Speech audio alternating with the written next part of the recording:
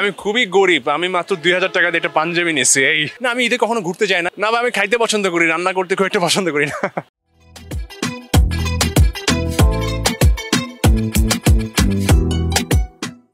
ঈদ মোবারক।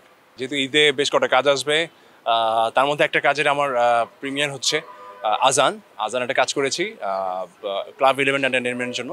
সামনে এই কাজটা রিলিজ হবে, সেই সাথে ফায়ার ফাইটার, গ্যাংস্টার ব্রোস, আরও বেশ কিছু কাজ রিলিজ হচ্ছে। সো আশা করি ঈদ আসলে তো আমাদের যারা আছি আমরা চাই মানুষ আমাদের কাজ দেখুক, কাজ নিয়ে কথা বলুক, এটাই আমাদের ঈদ হয়। সো আমার কাজগুলো যাতে মানুষের ভালো লাগে সে এক্সপেকটেশনে আছি। না, আমি ঈদে কখনো ঘুরতে যাই না, ঈদে সবসময় মা বাবার সাথে থাকার চেষ্টা করি। সো অ্যাজ ইউজুয়াল আমি চট্টগ্রামেই যাই, এবারও যাবো ইনশাল্লাহ। ঈদে ভাই আমি খুব একটা কেনাকাটা করি না, একদম অনেস্ট কথা বললাম। যেটা হয় হচ্ছে খুব সিম্পল একটা পাঞ্জাবি নেওয়া হয়।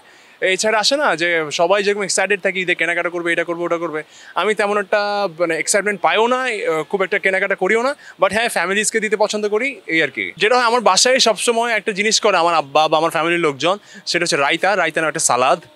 ওই সালাদটা আমাদের বাসায় সবসময় হয়, এটা সবাই জানে যারা আত্মীয় স্বজন আমাদের বাসায় বেড়াতে আসে। সো এটা আমার খুব পছন্দের একটা খাবারের মেনু আর কি। না বা আমি খাইতে পছন্দ করি, রান্না করতে খুব একটা পছন্দ করি না।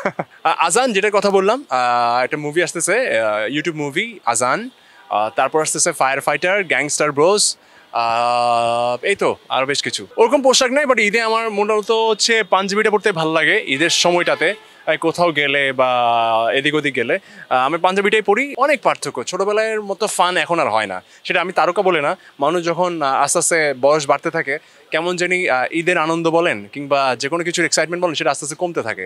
তখন রেসপন্সিবিলিটি পেয়ে বসে, তো তখন আসলে নিজে ঈদ করার আনন্দ চাইতে নিজের পরিবারের মানুষজন যদি ঠিকঠাকভাবে ঈদ করতে পারে ওইটাই ভালো লাগে। সো সেই জায়গা থেকে যদি বলি যে হ্যাঁ, ফ্যামিলির সাথে ঈদ করতে ভালোই লাগে, বাট ওই ছোটোবেলার এক্সাইটমেন্টও তার নাই। ছোটোবেলায় যেরকম একটা ফান হতো, ঈদ কার্ড কেনা, একজন আরেকজনকে ঈদ কার্ড দেয়া, সব আত্মীয় স্বজনের বাসায় বেড়াতে যাওয়া, এই তো ওটা অনেক মজার ছিল আর কি। পাওয়া বলতে না, এটা পাওয়ার চেয়ে দেয়াটাই বেশি। হ্যাঁ, ডেফিনেটলি আব্বা আম্মা ভাই বোন সবাই তো ঈদই দেয় এখনো পর্যন্ত, বাট ডেফিনেটলি আব্বা আম্মার জন্য তো কিছু দেওয়ার চেষ্টা করি। আব্বা আম্মাকে বা আমার ওয়াইফকে, ভাই বোনদেরকে গিফট তো থাকেই, বাট বললাম তো যেটা যে পাওয়ার চেয়ে আমার এখন দেওয়ার আনন্দটাই বেশি। না, আমি খুবই হতভাগা, আসে নাই। ভাই আমি খুবই গরিব, আমি মাত্র 2000 টাকা দিয়ে একটা পাঞ্জাবি নিয়েছি। এই ঈদের পরপর একটা ওয়েব ফিল্মের কাজ শুরু হবে আমার, অ্যাজ ইউজুয়াল স্ক্যাজুয়াল যে কটা নাটকের ডেট দেওয়া ওগুলোর কাজ শুরু হবে।